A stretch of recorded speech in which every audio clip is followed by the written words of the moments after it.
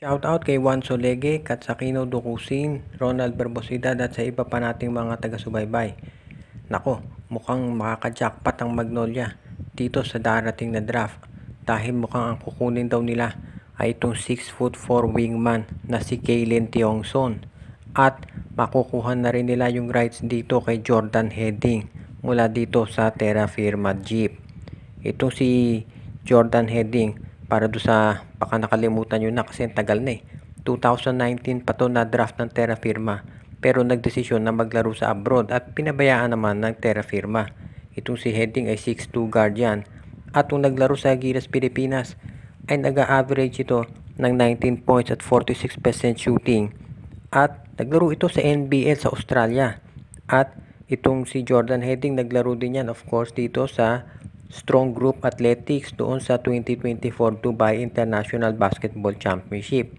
Samantala naman, itong si Kalen Tiongson, isa yan na 6'4" Filipino-American na naglaro para dito sa Alab, Pilipinas noong 2018-2019 ASEAN Basketball League.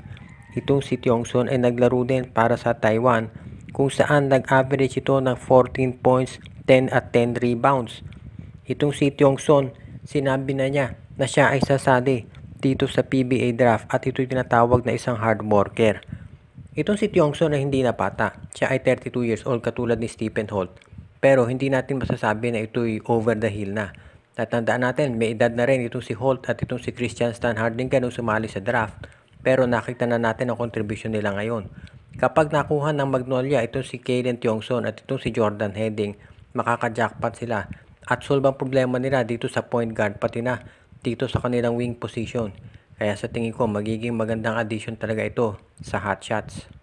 Itong TNT Tropang Giga ay bubuo ng isang napakalakas na team next season. Kaya sinasabi nga nila dapat maghanda raw itong San Miguel at itong Barangay Ginebra. Mukhang ang gagawin ng TNT ay kukunin yung ibang malalakas na player dito sa Meralco, NLEX at Blackwater para sila ay makagawa ng mas malakas na koponan. At mukhang ang tinitignan daw nila ngayon, unang-una kukunin itong free agent na si Chris Newsome. Bibigyan nila to ng malaking kontrata para mag-stay dito sa MVP group. Pangalawa ay kukunin din nila itong si Robert Bodick dahil gusto nila na magkaroon ng sitwasyon kung saan may point guard pa sila napapalit kay Mikey Williams. Pangatlo, kukunin nila ito si Christian David mula dito sa Blackwater Bossing. Pati yung first round pick ay kukunin din nila. Kaya sa ngayon nakikita rin natin na baka itong TNT ay kumuha rin itong isa pang center, itong si Raymond Almasan mula dito sa MVP group na alam natin of course Almasan naglalaro sa Meralco. Kaya ngayon makikita natin dito na gagawing super team itong Meralco, itong TNT.